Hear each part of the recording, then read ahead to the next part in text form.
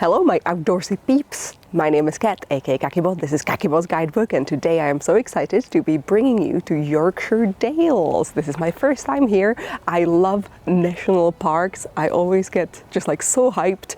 Like I become this like outdoorsy goblin, although I'm just gonna warn you, I am just kind of riding out a long tail of a cold. You can probably tell by my nasaliness that I am not quite 100%. So in this video, I will not be partaking in any hard hikes. Because yesterday when I was trying to, walk a couple of little hills to get you nice pictures, I noticed that my energy is at like 30% of its normal levels, so that's not great. However, that means that this video is actually super accessible. This is a video where we're going to be covering a whole bunch of places that you should not miss. Now, Yorkshire Dales is full of dales. Dales are valleys. This is a word that's Old English, but probably comes from like Danelaw, from like Nordic languages. Here in Yorkshire Dales, you will even drive around places that are literally called like Thorsby, which like just like in Danish would mean Thor's town. So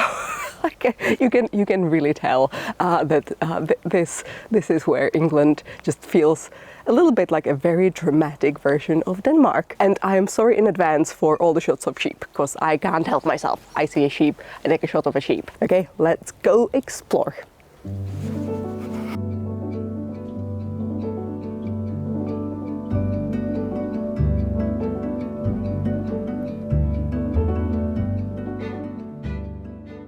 Richmond is often called the gateway to Yorkshire Dales, and it was very literally that for us as we drove in from York. It is a very pretty little market town to pick up some sundries for your stay in the Dales, with an impressive castle from the 11th century. If you're not in a hurry, you can visit it and learn more, with the fee being £9 on the day or £7.50 when bought ahead online. This is also the historical spot where Simon had to drive one of the country's steepest inclines about a week after getting his driver's license. Traumatizing. Richmond also has this little community space with a cinema, cafe, sweet shop and more called The Station. Worth a little stop if you're around.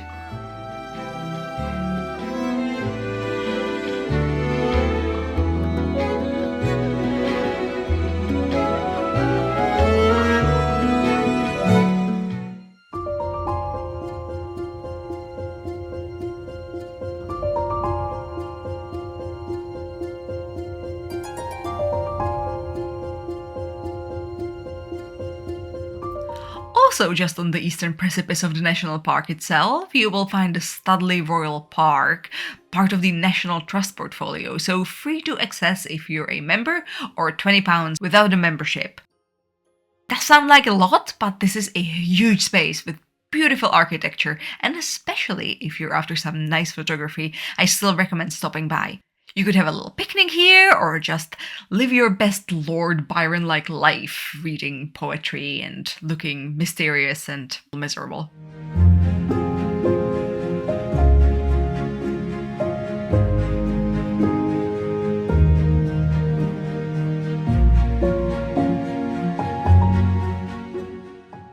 The park and the stunning Fountains Abbey are a listed UNESCO World Heritage Site, but they weren't always a part of the same landscape complex.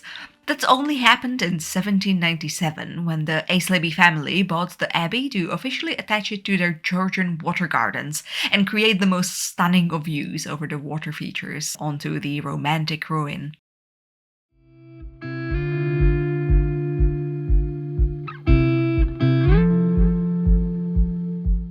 Okay, finally fully immersed in the park, and while on our way to some of the natural sites, we stopped by Pyke Bridge, which was probably my favorite little town in the Dales. Just like most of the towns here, it doesn't take much imagination to start feeling like it's the 1940s and you're off to buy some fudge for the kids before you get drafted to fight in the war.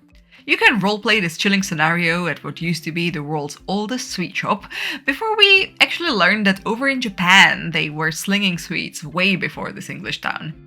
I would also pick up a little coffee here, because this might have been the only good coffee in the Dales. I'm sorry, Yorkshire Dales, but yeah, this Pyke Bridge little design shop with the cafe was the only coffee that really worked for my big city sensibilities and palate.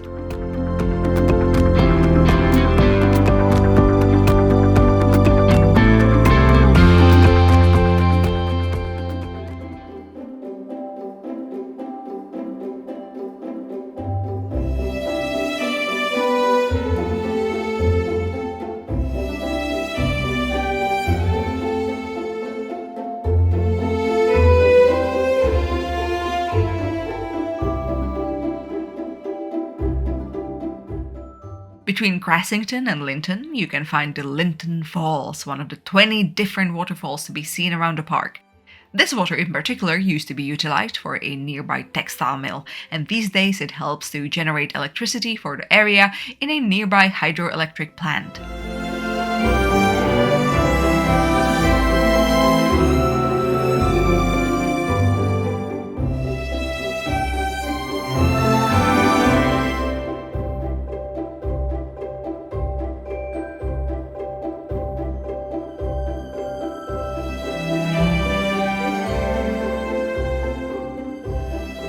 Lume Cove was one of my favorite spots in the park. This is a dramatic, photogenic area which feels so much like a video game or a movie, so really hardly a surprise that the top of it was used while filming Harry Potter and the Deathly Hallows, and also the 1992 version of Wuthering Heights. We did not climb up to see the cinema famous pavement on this particular afternoon, but worry not, we'll be taking you to a different one soon.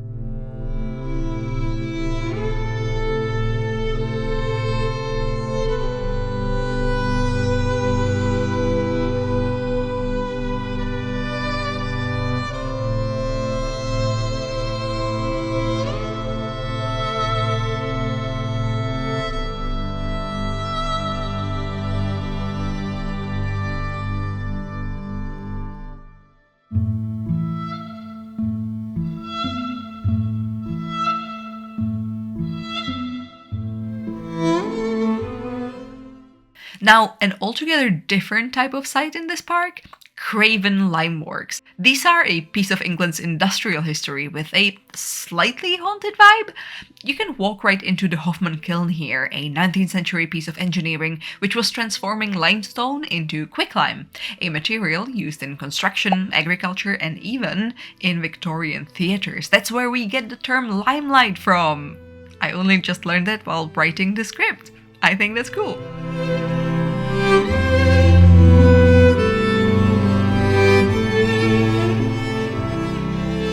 Dining around the Dales can be a bit of a challenge, as many places keep relatively limited hours, and also you will kind of lose track of time when you're adventuring, so yeah, keep this in mind. The one spot we found to be pretty reliable was this old pub right under the Ribblehead Viaduct, so not only reliable, but also beautiful. The staff here was really lovely, and they even had some veggie specials for the ones of us who were fed up with, well, comforting English cuisine every night.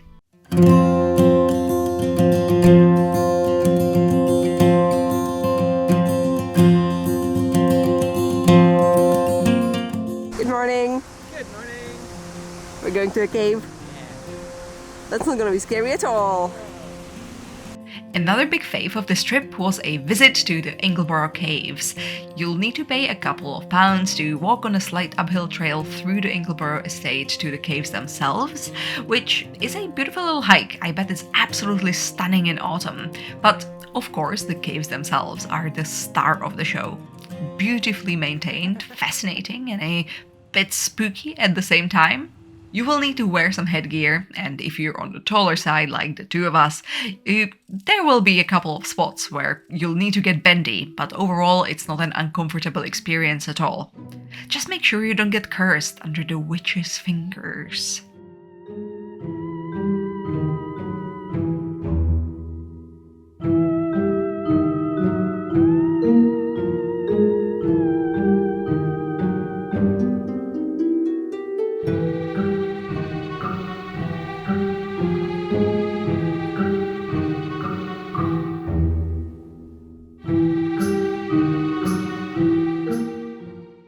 So when you're entering the estate or leaving, there's this little cafe, which is great for picking up some coffee or cake, just a nice little dry area to, get some sustenance.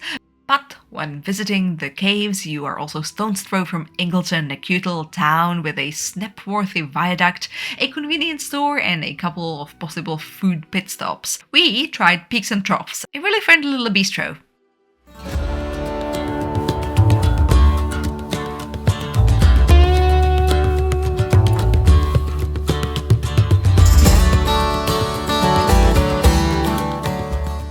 We just made it to the Wensleydale Creamery, which is the only place where you can get the proper Yorkshire Wensleydale. You can get like non-Yorkshire Wensleydale from other places as well, but this is like the place, the original place where hundreds of years ago French monks came over and started making cheese here in Yorkshire Dales. Originally it was sheep's cheese, which kind of makes sense considering the amount of sheep around here. But nowadays it is just a cow cheese. I say just because I actually kind of prefer sheep cheese, so I'm kind of sad that you can't get it anymore. Although I'm saying that maybe in the shop they will have some specials. I've heard that they do have some interesting varieties in the creamery shop, so I can't wait to show you that and show myself that and buy some cheese. Because the other day when we were in Whitby, we tried some sweet tea loaf, so like kind of like a spiced cake with some butter and Wensleydale, and oh my god, what a revelation. I am very much a sweet and savory person, and I think that single lunch has made me enter my Wensleydale era.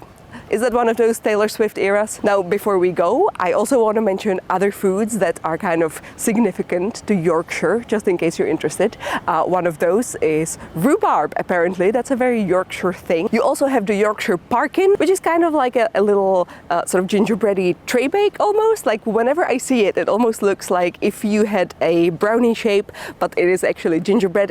That's really tasty. The one we bought in York, and it had such a great ginger flavor, like it had proper kick to it. And of course, we must not forget about the Yorkshire pudding. If you've never had a Yorkshire pudding, if you're from America perhaps, then Yorkshire pudding is like a tiny Dutch baby. And Dutch baby, if you're not American, is like a large Yorkshire pudding. There, I fixed it. I've educated the world. And one last thing, the fat rascal, which seems to be kind of like a scone with a face. Love that. Okay, that's enough of education about Yorkshire food. I want some cheese now. Cheese time. So the Wensleydale cheese kind of went out of fashion until the 1990s, when Wallace and Gromit, a much beloved piece of British stop-motion animation, made Wensleydale all the rage again. And here you can live your wildest Wensleydale dreams, because in the tasting room you will get to try so many kinds, and also things beyond just Wensleydale. And of course, all of the tasting is for free, so yeah, load up on free cheese.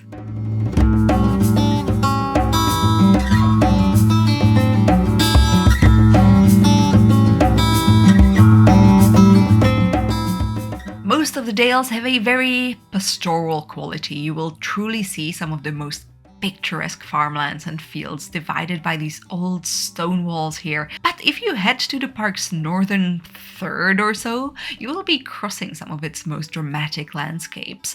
Most people head here to see the Buttertup's Pass, a road leading from Wensleydale over to Swaledale, crossing the windswept moorlands and offering views into stunning valleys. You can stop at the side of the road and visit the limestone potholes, which give the pass its name. The story goes that as farmers rested at the top of the climb on a hot day, en route to the market in Hawes, they would lower the butter they had produced for sale into the potholes to keep it cool.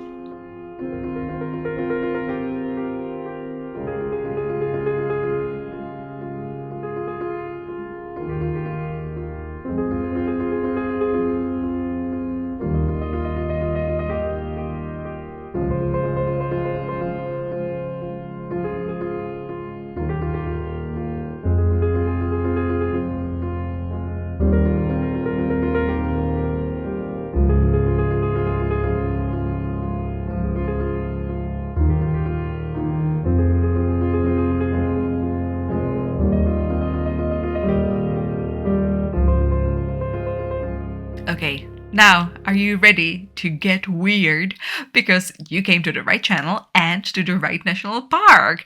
Unlike the other positively vanilla parks in England, this one has a small, absolutely unhinged little theme park.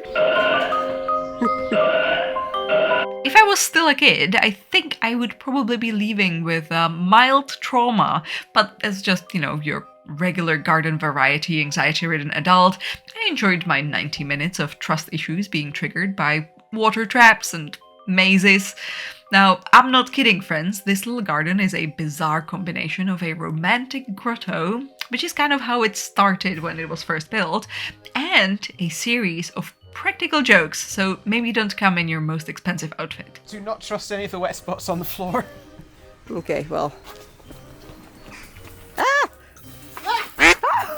I think this one shoots it that way.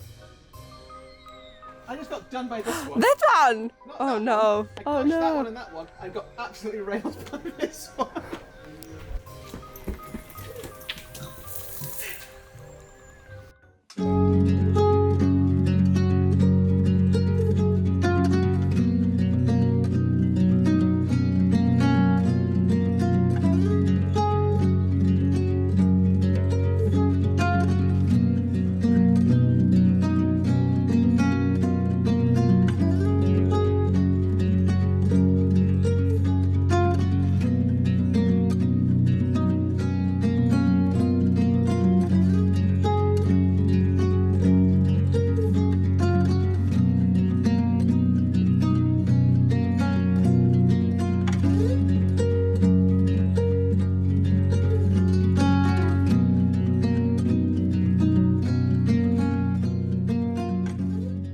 And as promised earlier, we are now finally taking you to one of Yorkshire Dales' iconic limestone pavements. No longer mind to light those Victorian theatre plays, these are now a great reason to go on a bit of a hike because this is just such a unique piece of geology.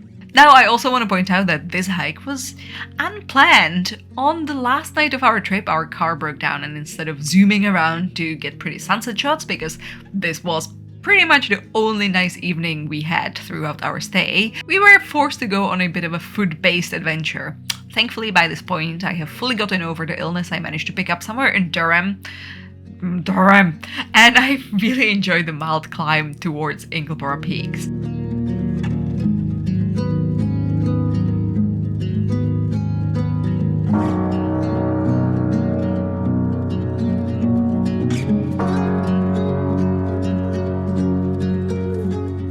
It's a bit muddy, huh?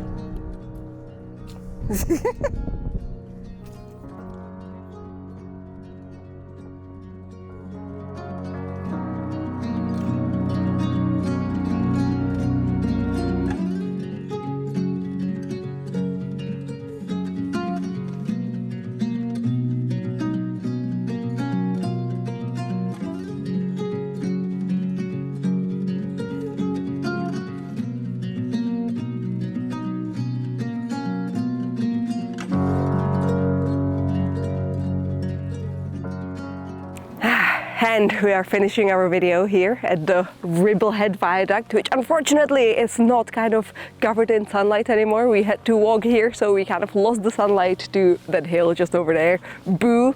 Anyway, I hope you still enjoy some nice B-roll of it. This is one of those iconic views from this national park. It is a viaduct that was built in the 1870s. It's, I think, 400 meters long and 30 meters high.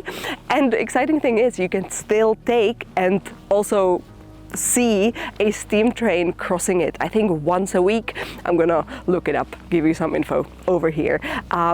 When we came into the park the first evening, we actually did see it cross, but I just did not have the finger speed to grab my camera and shoot it for you.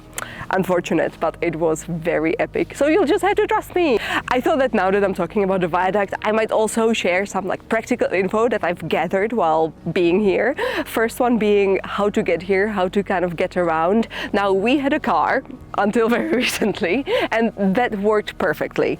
But there is also a train connection. There's actually a line between Leeds and Carlisle, which kind of has a couple of spots here within the park.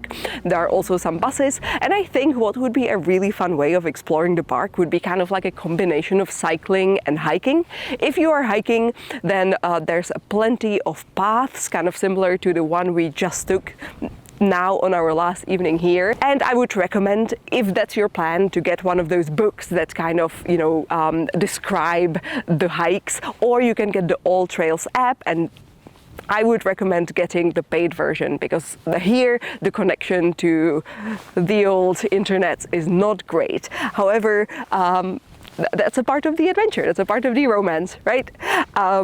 I would also say the little towns here don't have a very good selection of like supermarkets and shops. Usually like the shops you get are kind of like just a local greengrocer. Some of them are open till relatively late. I would say that the safest way of feeding yourself is to make sure that you bring a bunch of groceries from the outside of the park. We are staying at a B&B that's not even in one of the towns, which I think is the better way of doing it if you have a car, because you are just surrounded by, well, so many sheep, but also just so much quietness. The park itself kind of goes from this very dramatic, hilly, sort of rocky look to a more like pastoral, sort of rolling hills, very like farmy on the other end. That would be the eastern end. So kind of depending on what you prefer in terms of aesthetic, if you want it to be more hobbity or kind of slightly more adventurous, that's where I would recommend picking your B&B at. And yeah, just bring some food, be ready, you know, do not rely on places here being open. Yeah, those are my pro tips after spending 3 days here. Another thing that you might be curious about is when in the year is the best time to come. Some photographers did recommend coming in winter, which I think might be a bit too adventurous, because in winter the days are quite short. I think that their thinking was a lot of the rock formations here get like a really interesting pattern of snow on them. I imagine it's beautiful, plus a lot of people working here told us that like the B&Bs and the restaurants are just like empty, so you would have them all for yourself if, like me, that's what you're into.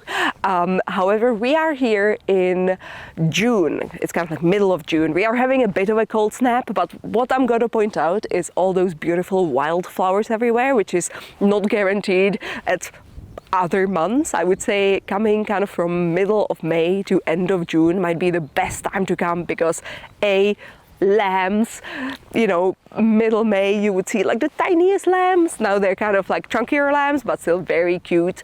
And also the flowers, super photogenic. And even if you're not taking photographs, then it's just freaking beautiful. So many people have told me that a lot of travelers, tourists kind of choose Lake District over the Dales, and you know, like, I understand the drama of Lake District, but this place is freaking special and you should not sleep on it. So yeah, let me know if you loved this video, which one of the places you would want to visit. Do you have any of your own favorites in this English national park? And don't forget to visit me on Instagram, Kakibot for my illustrations, Kaki blog for my photography. And if you love this video, if you want to appreciate it by maybe giving me a little bit of money, you can always visit me on Patreon. This is the link. And that is truly it for me. We're gonna walk towards the pub now, towards the viaduct, and then hopefully manage to get a taxi and wait for the car repairman to save us so we can drive home.